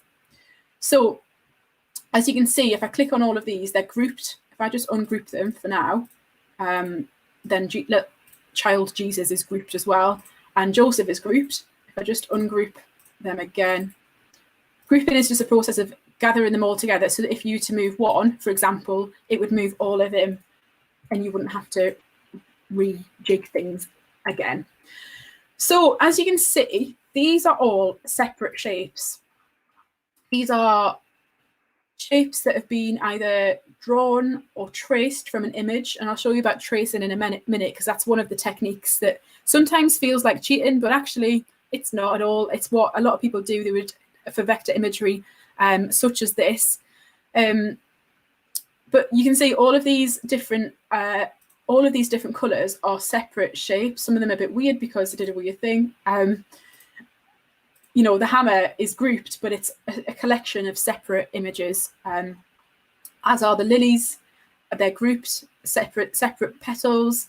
It's a lot more detailed and a lot more work, but if this is what you want to do, then it's definitely the way to do it on Illustrator. You can get a little graphics tablet if you want as well and draw on, or you can just use your mouse. I'll just show you, going back to basics, how I started this process. I won't show you the whole thing because it's a lot. So what I did, I haven't got them all here, but I gathered a few images, copied and pasted them from Google. I'm not going to use these. I'm not going to publish these. I'm just copied and pasted them from Google for reference. So I'm never going to put these online ever, because they're not my images. I wouldn't do that. So I copied them. I wanted some lilies because to represent the purity of St. Joseph and his commitment to Our Lady, because that's something that is often represented in. I found this lovely little icon that someone has made, and it's beautiful. Like I said, I'm not going to copy it or trace it. I'm just going to use elements of it to inspire my work. So I'm thinking, actually, I really like that Jesus is just there. I went for more of a toddler Jesus. Don't know what your favourite age of Jesus is, but and I used the lilies, and I thought, actually, I'm going to put the lilies in the background. But it was just great to have these there, basically guiding my thoughts and my words. So what I did, I just got a picture of a person. I took a photo of actually a family member that I had on my phone, and I used that as a template to trace around their face to get the dimensions of the human body right and stuff. And then I added in elements like the hammer to represent his work. And yeah, Tom, I don't know if you've got any questions on this, because I realise sometimes when you're in the activity, it's difficult to explain the activity, isn't it? But I suppose my point is that this is an example of something you can do in Illustrator that you can't do in Canva. It's more. Yeah, you're so right, and it's also something you can't redo in Photoshop. You know, it's the whole idea is about looking at your images not as a kind of whole picture, but also as kind of its composite parts, so like circles, shapes, lines, triangles, and then building it all up. And you know, when you click on the image and it kind of, you see all those handles that you can edit those lines with, it looks terrifying because like, wow, where do you even start with that? But like you say, that kind of tracing stuff, and I think your workflow I really like, because you build it up layer by layer. So you'd start by getting the face image and the hair and getting Joseph sorted, then you add in the Jesus, then you add in the lilies, and then layering is something that we'll definitely talk about in Photoshop, but it's what enables you to have that flexibility. It also means that you can then, once you've got that complex and that deep image, it means that you can then have an image where you just hide the lilies or hide Jesus, for example, or hide the hammer, and it gives you all those variations. Whereas in Photoshop, if you create an image that's a static image and you've got to like kind of brush it out or paint it in, you don't get the same kind of flexibility. But I think just kind of, for me, the thing that I always love is that kind of detail and how it's built up shape by shape by shape. We've got someone asking about tracing. I have Illustrator. It scares me a bit. I've done tracing on Procreate to create certain things. Do you want to show how you would trace an image and just because I know I said you were going to get, because I think that is something that I think people don't realise you can do. And like you said, for things like proportions and for starting to get framings and setup and distances right, and then of course you can tweak to your heart's content using those little handles. That's what those squares are called. I think that would be a really good thing to show, because I'd love to know that as well. Yeah, absolutely. Absolutely. Let me just get an image. What should I go for? Ooh, I'll do one from scratch. Test my abilities. Let's go for Pope Francis, because I love Pope Francis. Who doesn't? So I'm just, in case you can't see what I'm doing yet, but I've just Googled Pope Francis, and I'm going to copy and paste him in. So there you can see him. Lovely, like nice fade on that. Oh, it's not a fade, it's a building, but it looks like it fades into nothing. So we've got Pope Francis here. Okay, so basically what I'd want to do first is click on him, and I want to lock that layer because I don't really want it to move whilst I'm drawing. Otherwise, you know, if you've ever been in primary school and had tracing paper on an image and it moves, it's a nightmare. You've got to blue tack that down. So let's go to layers. Let's create a new layer for him. So create new layer. Make sure that's selected. Then you can just right click on him, arrange, send to current layer. So that will create, and you can see the outline turns red. Up here, and you just toggle this and lock him in, locked in. So I would look at the image and think, what is furthest back? What is the bit of this design that is furthest back, or the opposite way? And it doesn't really matter which way you do it. Which is the bit that's furthest forward? So furthest forward is this hand. So I could start by doing the hand, but actually sometimes to get into it, if you're a bit like, what am I going to start with? It doesn't really matter whether you start the farthest back or the farthest front. You can start at the point where you want to. So maybe you want to start with this hat, because that is actually that's a fairly simple bit, and it might just ease you into the process. So I'd use this little curvature tool, or you can use the pen tool if you've got a pen and tracing on Procreate, you can use your pen, because Procreate's great for this sort of stuff. If you've got a tablet or an iPad, or you just trace it on. And if you've got a pen, I do have one, but I guess most people don't have a pen. I've just got my mouse in my hand. So I'm going to click on there. I'm going to start. Oh, hang on, I'm in the wrong layer. So you need to create a new drawing layer first. So green. Click on there. And you'll see you can just click there. Then you can work out where the next curve is, basically. Click there. Click, click, click. Double click for a point. And then, because you can't see him, you can toggle that to transparent. Click, click, click, click, and double click for a point. I feel like I'm dancing. I've never done a dance lesson in my life, but I feel like click, click, click, double click point is some sort of dance lesson. So there, you've got his hat, and basically you can leave that there. You can colour things in later. You could then do maybe his face or his hair, because actually they're quite linked. So you can just press escape or click off that. You might want to colour drop the hat. You can send things backwards as you want as well, or you can start locking bits in. It's up to you how you want to work it, but you could just start. Maybe want to zoom in a bit. Start, and this is going to be tricky, but again, vectors aren't exact replicas of images. It's just you want to sort of give a funky trace of the person. So you want to start doing his hair like that.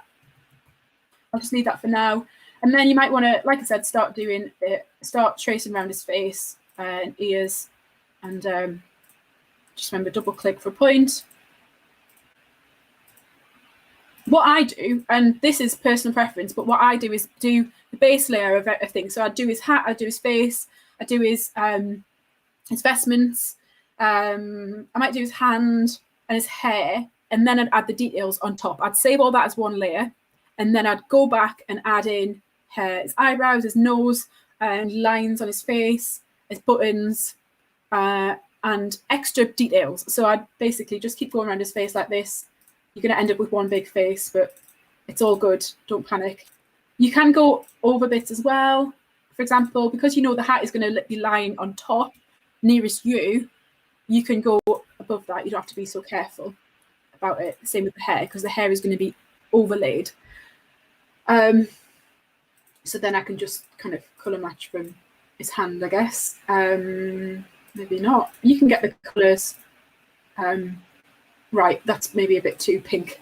Then you can use your control and back bracket to just do that. So that's I haven't done much there, but you can see it's the basis of a vector image. If I was to complete that hair and that hair over there, add the curves of his ears in. I'm just going to unlock that so I can send it back. I would have. We've just lost your video footage for a minute. It's all right. It'll come back in a minute. It's okay. It's the there you are. You're just reappearing. I'll just come back. But yeah, that's a kind of basic overview of tracing using the mouse, which is quite easy. And like I said, if you're going to do one of those really a funky, because the good thing is the kind of on trend at the minute. Those vector images with not much going on, even without faces and noses. So you can just work out which bits you want to do and then add details on top using your mouse. Or if you've got a pen, you can use your pen. But you don't have to have a pen to do it, I guess. It's really, like if you enjoy art, I'd say this is definitely a good. And Yeah. you want to get more into digital art, this is a great way to practice your skills and your discipline of using a pen and or tracing and details and matching things to colours and skin, matching a photo to a vector image. It's a great way to practice that, I say. Yeah, definitely. And it's interesting you talked about the whole concept of layers again. I know it's really important when you come into designing stuff and having flexibility of stuff going forward. Layers is a massive thing. It's a massive deal. And again, with that vector image, then, like we said before, 100% scalable, and you can use that anywhere. And again, once you've got them in that format, it gives you the flexibility for any kind of print. You never know when you're going to be putting a logo on the side of a 6 meter long tent, and actually trying to, just said before, trying to get a JPEG to do that kind of stuff wouldn't have worked. Just checking out the chat, just having a look. I think people are kind of getting where that's going. That's cool. And if you have got any other questions about Illustrator, because there's a lot you can do with Illustrator. It's a hugely complex. I mean, just talk about artboard. We might just talk about artboards because it's something that I always used to struggle with. Because I create, one thing I love is the way you go able to create huge like bits of work, and there's like this image up there, and you've got the logo up there, and your colours up here, and you're moving stuff, and then you just take a bit of it and make it into an image. Do you know what I mean? I think that would be a really useful thing, because I like the idea that just like in a studio, you've got all of your things for the St. Joseph project are all there. They're all in that massive file, but then you can pull bits thing and then select certain bits as artboards to. Is that okay? Just I think that would be really. Yeah, absolutely, yeah. So yes, for the St. Joseph content, which is not that either. Oh, it's here. It's the same one. I'm working on the same. That's one thing I would recommend. Always make a new folder, because I've started doing Pope Francis there and it confused me. So where did I start? I started probably, with the St. Joseph there, and I created this artboard. I didn't have this background in. I just created elements, and then as you can see when I zoomed out earlier, I've added him to to many different sizes and shapes of things. So these are squares. We've got this square here, another square, and you can see that faint, although this green goes all the way out there, you can see that faint line there. That is your artboard. So when you export this image, when you save this image, if I was going to say, export screens, clear selection, and I'd find that green square, it exports as a square, it doesn't export as the whole thing. So your artboard is your paper, basically trim, your little trim there. So I've added in to quite a number of things, and as you can see, it's different sizes on each. What I did personally was I got this one and I exported him as a file. I exported him just because I thought it would be easier, but then you can save this again and relink this if you decide to change. Say if I decided to actually, I don't like the lilies at all, I'm going to get rid of the lilies, I could relink this file and all of these once I'd saved this again, which is really cool. As you can see, he's pretty small down there. He's just chilling in the corner, celebrating the. This is a template for a YouTube video. So if we're going to have a mass celebrating the year of St. Joseph, and this is this, as we said earlier, a PNG saved as a PNG. This white space will be transparent, so you can overlay it without blocking out anyone. But yeah, artboards are really cool, and I don't quite know how they work in Photoshop, but how they work in Illustrator is you can just create. You can just go to over here, artboard tool. You can also use Shift and O if you're using a PC, and you'll see that all of the artboards kind of are highlighted. You can click on them. You can, if you wanted to have it change this, you could use Alt and drag to duplicate your artboard. So you've got two of them now, the same size, the same dimensions, and like I said, are set to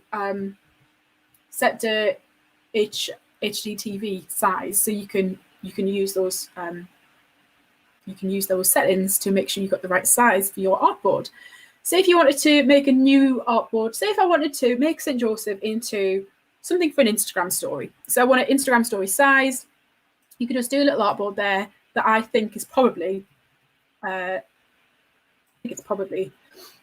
I'm estimating, but I don't want to estimate, not in this instance. So I want to go to here and find out where it says one of the phones. So it doesn't really matter which phone. Let's go iPhone X.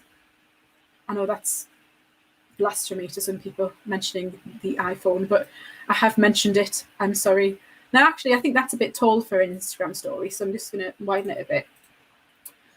But yeah, as Tom said, once you've got that image done, you can then upscale it, downscale it into anything. So you can just drag and drop that, add him in. Take some text from this artboard. You could select that, select it both, and then Alt and drag that over. You can't see it because it's white. So you wanted let's go for the purple background because it's lent. Drag and drop into the background using Alt to duplicate, otherwise you will just move it. And there. So this, you can also use the shift to make sure it doesn't go all skew with like that. We lost your camera feed again, Naomi. Sorry, it's okay. No. It's. I think we might have some internet connections on your end, but it's okay. It's because again, one of the things that with all of the stuff, you'll definitely come back. But one of the things with all these stuff is there are loads of tutorials out there. I think what we're trying to show is that just accessing it and getting it to kind of work is a really important. It's a really important thing to move your stuff onwards, and I'm very quickly just going to show you some stuff on Photoshop, only because I think it's one of the things that people often say, oh, just use Photoshop. And there's lots of things you can do and can't do with Photoshop. As Naomi said, Photoshop is very much about using it to edit photographs and what are called raster images, not vector images. So if you download an image and you want to erase a bit or remove a bit or select a bit or pick a color from it, Photoshop's really good like that. And I'm just going to show you a few things around Photoshop before we kind of come back and have a bit of time for Q&A as well. So this is what Photoshop looks like when you get in there. If you go to create new, as with most of the things, it gives you the option to select different kind of setups. I pretty much always use the 1920 by 1080 because often the time I'm working for digital media on screen. You'll also notice it talks about PPI, which is pixels per inch, which is a way of saying how many pixels per inch kind of you've got on your display. A screen is usually around 72 ppi. Phones can go anywhere up to like 100 and 140 odd ppi. And with print, you can go up to anywhere from 600 ppi. So if you're designing for print, again, you can up that. But again, 1920 by 1080 at 72 is a really good balance of file size and resolution. There's a few options here. I said we talk about color mode. You'll see there's different options here. You can have it in RGB color, which is kind of what standard is, or you can have CMYK color. As Naomi mentioned this before, if you're doing a piece of work in Illustrator or on Photoshop about definitely for print, solely for print, it's really worth working in CMYK, because then when you export stuff and you're sending it over to printing companies or various people, it will be in a language or in a color space that printers can reproduce. If you think of colour space as the breadth or the width or the depth of a range of colours that a printer is able to use, CMYK is much smaller. RGB is a bit bigger, and you've got like ProRes and stuff that is even bigger. And then the human eye, of course, which is like ginormous, and it's got way more colours than the human level, be able to replicate artificially. But CMYK keeps everything nice and tight and makes sure that what you get on your screen will look fairly similar to what you get in print. And that's really important, because we've definitely had times when we've sent stuff to printers, it's come back and it's gone, oh, that's not what I thought. Here you can adjust that pixels per inch. So again, you might want to take it up to 300 if you're going to do a really high quality print. But again, for digital, 72 is just about right. And what it will also show is what do you want your background to be. And I always usually start with a transparent background as well, particularly because often I'll make a frame, or I'll make a logo or something that's going to appear on top of something else. So again, that's the setup in Photoshop, but again, very similar. When you've got it, this gridded pattern here, this is where I suppose it differs very much from Illustrator. The thing I love about the kind of artboard and the vector and the way Naomi works is that she's able to create that big project file with loads of different examples, colours, reworking different examples. You can create a really big canvas, but that's not the way Photoshop works. Photoshop works with just your canvas for your particular photo or image. So at the moment, this is my canvas, often denoted by that kind of gridded pattern, which shows it's transparent. That's what that grid means. And you can see as well that because I've selected a print, it's put these blue lines in. These are just called rulers. Rulers are great for helping you make sure you keep your stuff in the right place. Now, the reason these rulers are there is these are what are called safety margins. Naomi in a minute will talk a bit about bleed and about setting up for print, because I think that is a really important thing that we'll touch on in a moment. But for here, what it means is that if you put stuff in within these rulers, you know it's going to be safe and it's not going to get cut off by things like YouTube logos or things appearing in the corner. So like on our live stream right now, below us, just There's a picture of Carlo Acutis probably blocking my face out because I'm probably not quite high enough up. And so again, these rulers ensure that what we do is kind of fit for purpose. I just want to talk you through a couple of the basic tools because again, and I mean this, and I'm not saying this so that we don't have to do less in the tutorial, but the best way to learn this is to use this and just to play with it and try it. But there's some really great tools in Photoshop which I want to talk to you about. First of all, this bucket tool is called the flood fill tool or the paint bucket tool.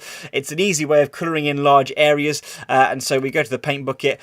Here we've got that colour swatch again, and of course there's our hex codes, so we can put our hex codes in. We're going to go for a nice Lenten purple here, and so you can drag it around and you can create that. These little warnings here, if it's got that little height, these things select whether or not it's web safe or whether it's going to be usable for print colour. So it's usually good once you've got rid of those, you know that purple is going to be super safe. And you'll notice as well the hex code is all numbers, which shows it's going to be more transferable when if you want to convert to things like Pantone and that kind of stuff. If I click OK, my paint bucket will now fill my canvas with purple, and it's beautiful.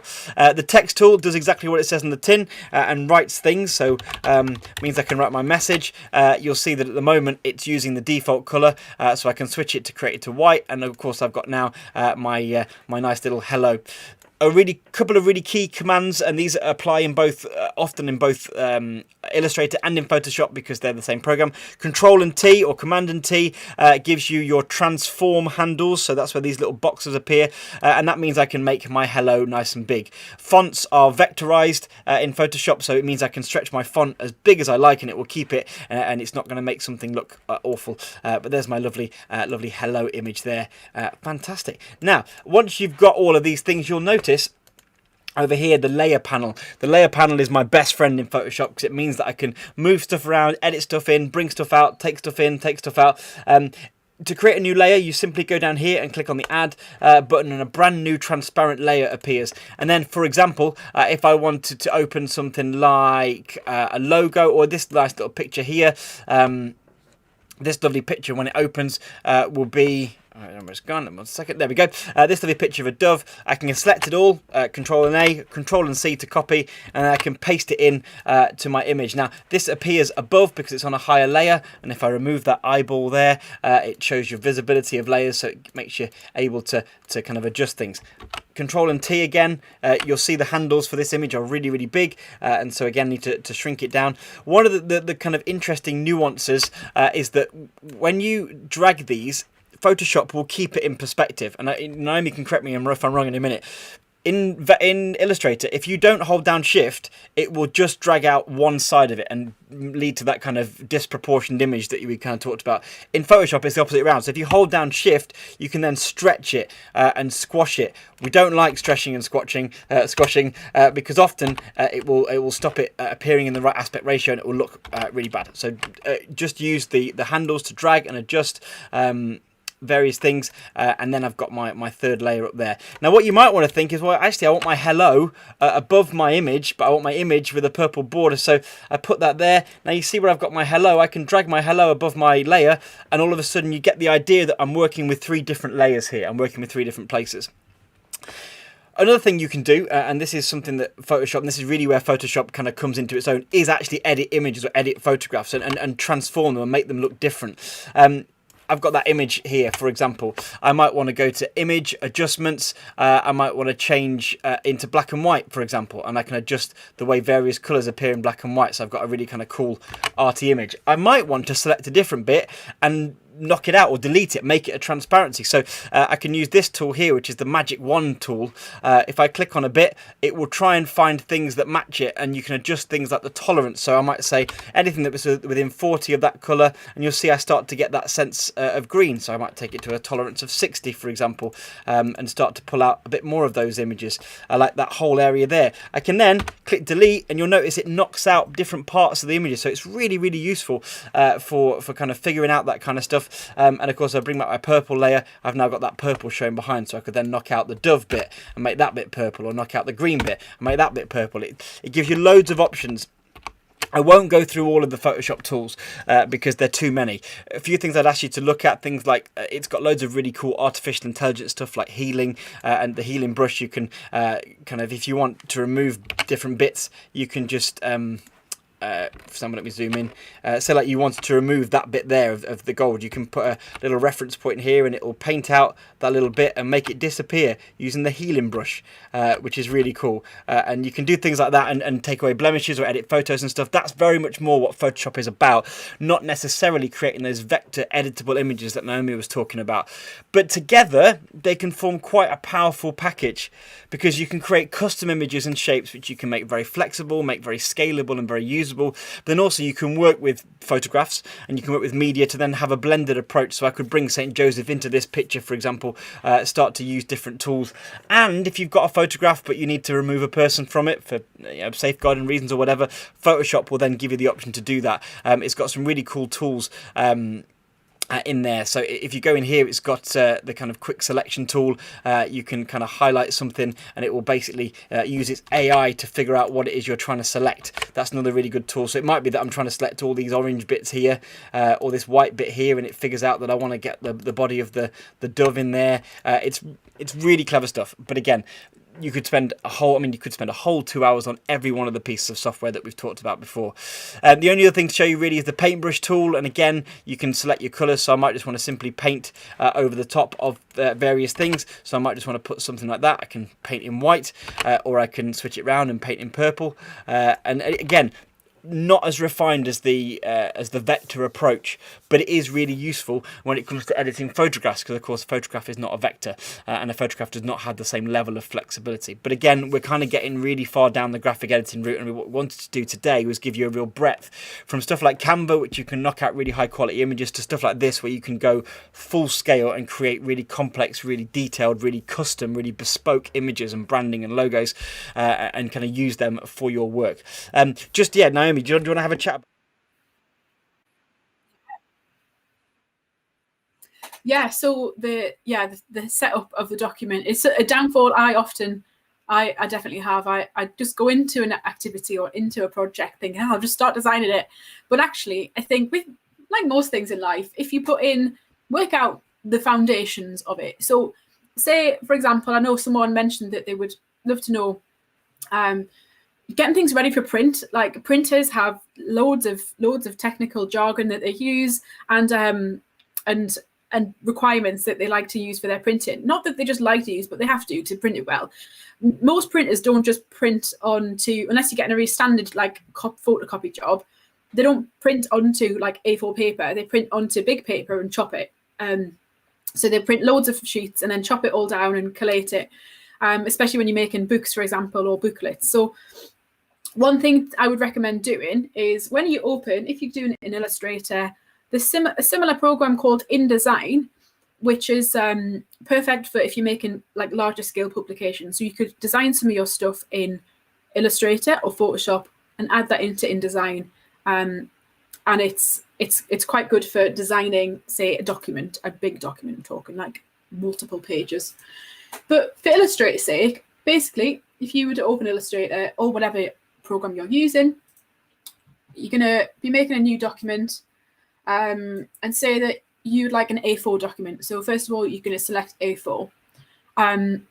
Ideally, what you would have done is had a printer in mind. If you're starting to design something that's going to print, and you know you are, definitely contact the printers and ask what they would like from you. Would they like a 5mm bleed? What is a bleed? It's the space that will allow for the chopping to happen. Because like I said, if you're designing up to the edge of a page, they need to chop that. They don't want to be giving you a printout that's got white space around it because there was no ink there. So it's extending that ink a little bit further so that when the printers go to chop it, there's probably a technical term, not chop, but when they go to chop it, that they chop into the ink and have a seamless edge-to-edge print for you rather than a picture with bits and pieces. They can't really do that themselves because you've exported it as a file with those colours. They could add on if it's just a block colour, but especially if it's an image, if you've got a photograph as your main background on your front cover, for example, they're going to need you to extend that bleed because they can't extend a photograph without stretching it. And we know we don't do that. So have a look, ask your printers what they want, first of all, I would say. If you want to create an A4 document. Illustrator has these great settings as well. So if you want to do it for print, you can select A4. Should have mentioned actually, Illustrator also has great templates. They're not as easy to move around and use as you would find in Canva, but if you're looking for a great template, like definitely use some of these as well. Presets even, that's what they're called. So you've got A4. Now, if you head over here, you can see it gives you a few options. So you've got the size of your page. You don't want to move that because that is the size of your A4 page. You might want to work in pixels, points, picas, inch, feet and inches. Depends what you're doing. Let's stay with millimeters. For some reason, I can't get to yards. Definitely not. Anyway, let's go to pixels instead. Because most printers will say there's like a 5mm bleed, or if you're scaling up, like Tom said, for a larger scale print like the tent, you only use millimeters because it needs to be relative. So that's slightly different, but we'll come to that another day. Again, that's a whole 2 hours. So you can select how many artboards you like to make. So if your document is 5 pages long, 5. And here, where it says bleed, is where you will enter the bleed that the printers have asked you for. So say if they would like a 5-pixel bleed on the edge of your A4 document, you can do that. Your color code. So again, the printers will have said which color profile they would prefer you to work in and export as. You can change this after. You can change all of this afterwards, but it's best to do it before. That said, like I said, I'm rubbish at doing this before, so I'm literally preaching to myself here. You probably want to go high because I think, Naomi, it's not capturing that window at the moment. So I think it's only capturing the Illustrator window because it's capturing the program. So it might be worth doing a screen share if you can, just to see that window with the options in. Because again, all this stuff really important, but I think we're not quite seeing the images. Quite seeing the bits you're selecting and where you're entering the bleed stuff in. Yeah. Yeah. Great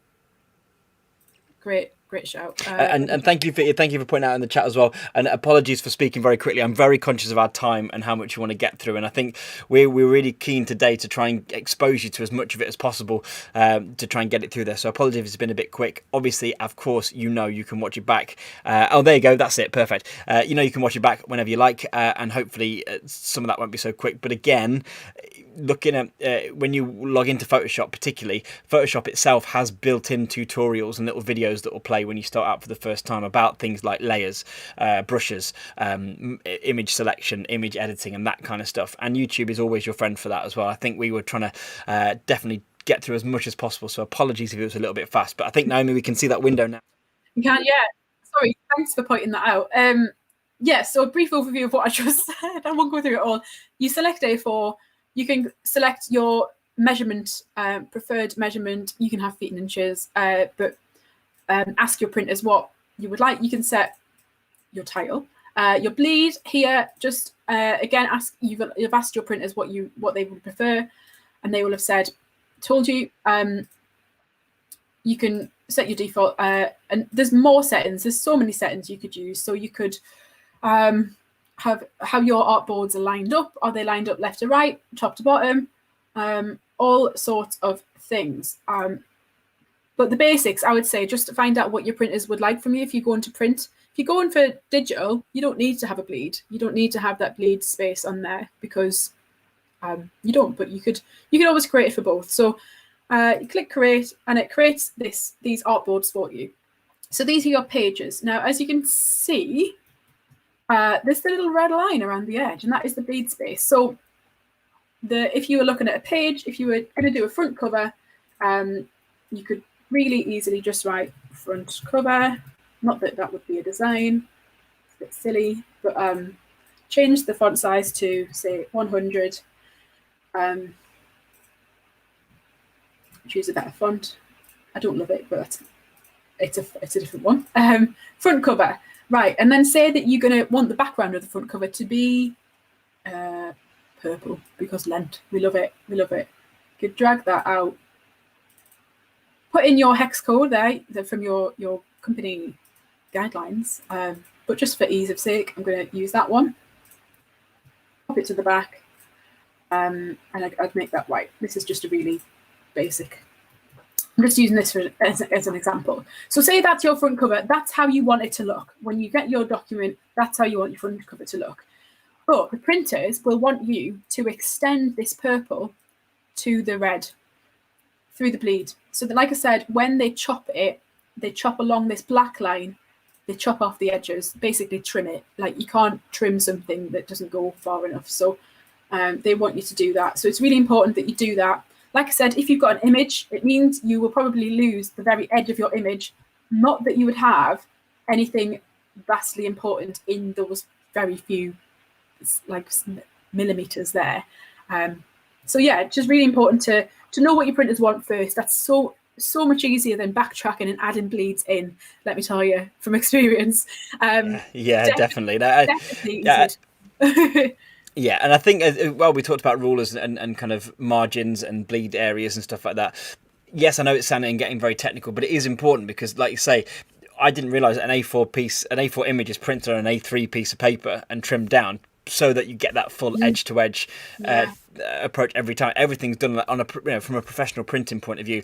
And I suppose, like you say, you've got to make sure that what is in that bleed area isn't vital. If you're putting text literally up to the edge, what you don't want is the edge of a letter cut off, you know, and that's why, again, in Photoshop, when we loaded that preset, you could see those really big, quite thick, generous margins, and it's always good to have really big safety margins around the edges of stuff. A, because it increases visibility and readability, but B, because then when you are going to that print medium, you're not going to lose any of that detail or lose any of the things that are important, you know, because it does stop it looking professional. Now, look, we've got 5 minutes left. We've got time for a few questions. We'll bring the chat up. If there's not, that's all good. I know it's been a bit of a kind of, again, a massive information download. But what I love over the last kind of 3 sessions that we've done, I think we've been able to really cover and expose the tools and the kind of processes we use. And I think I'm really glad that we spent time today on the principles behind kind of getting your graphics lined up and in place. I mean, I don't know if you showed it, and I apologize if you did, the kind of brand integrity guideline thing. Did you show the whole finished document at the start? Yeah, well, we went through it slide by slide, but we'll share that. We'll send it around as a PDF. So because the one you made of St. Joseph is really cool because it's got obviously the fonts labeled, the colours labeled, and it becomes one reference document then, which then keeps everything else in line, which is really cool.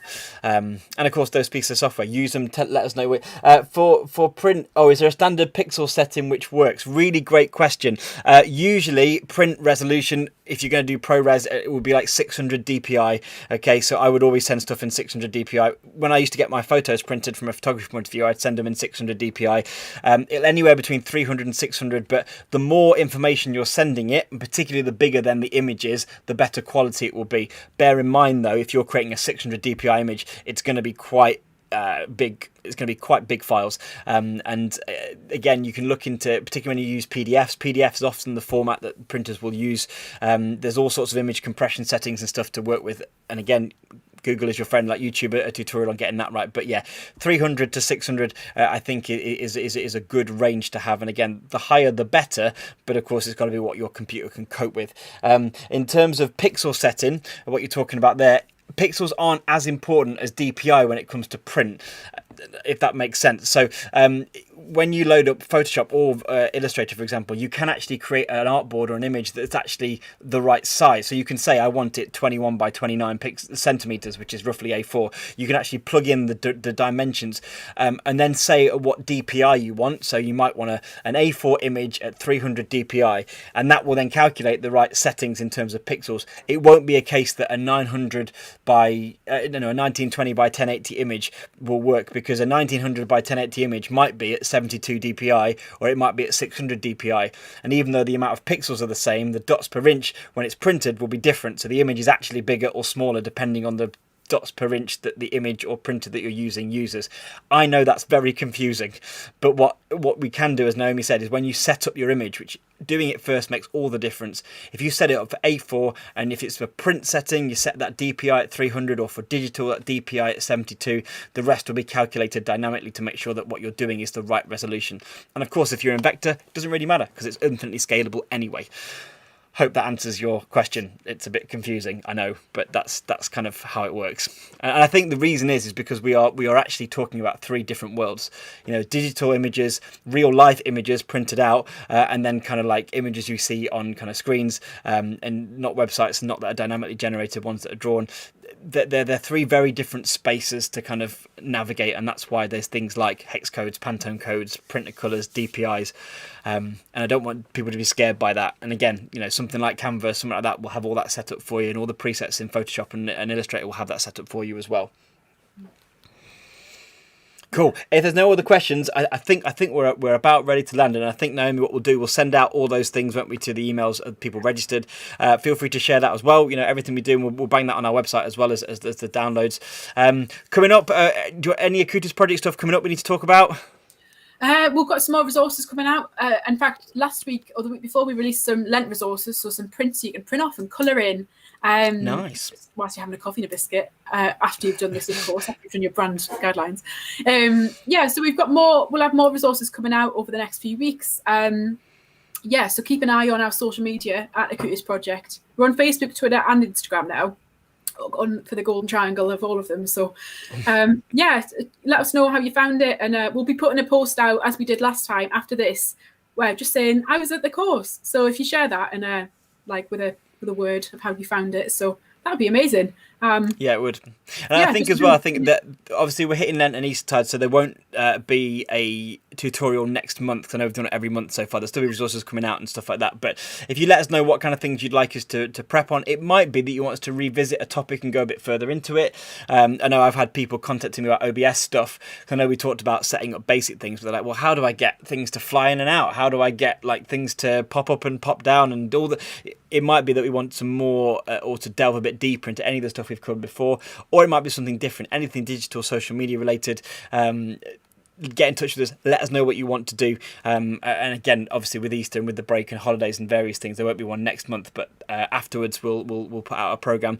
And is it worth kind of putting a little trailer / spoiler out there for maybe something we're planning in terms of training and kind of accreditation and certification later on in the year, maybe? Yes, definitely. Oh yeah. We've been thinking and had some really, really fruitful conversations with some friends and people in different organisations who I won't name for fear of like putting them on the spot and embarrassing them maybe, but we would love to offer kind of a parish or community. It doesn't have to be a parish, you could be organisation, digital team training, so almost like digital discipleship training for your local. We're not talking for all of the UK or for your whole like reaching out and getting people from all over the world to, give their lives to Jesus. We're talking real local skills. How can you use your social platforms and use digital media to communicate with your community, whether that be a parish, a school, a diocese? So thinking that once, we've had these guideline announcements, and I'm hopefully optimistic about the fact that we may one day be able to meet in person again. Whenever that is, we'd love to run a retreat come training weekend for communities. So keep that in the back of your mind. If you've got a group of people or you want to form a digital team, especially like if you want to gather a group of people who are either employed in your organisation or who are just volunteers who are keen to put some of their time towards communicating your mission and your message, it'd be amazing. We think we'll maybe do a little bit of online stuff, but we think after this year it would just be so good to come together, because it's really important to merge the physical with the online. I think we can't just do it online. It's important to recognise that both have deep value. Yeah, it's super exciting. Yeah. So that idea of bringing again, I think it would be a great a chance to actually create real content. Actually try stuff out together. Actually, go and do a video shoot together and go and actually make. I think the residential aspect would be really good. And again, that might be something we do in the autumn. I hope. I think it's more likely to be in the autumn.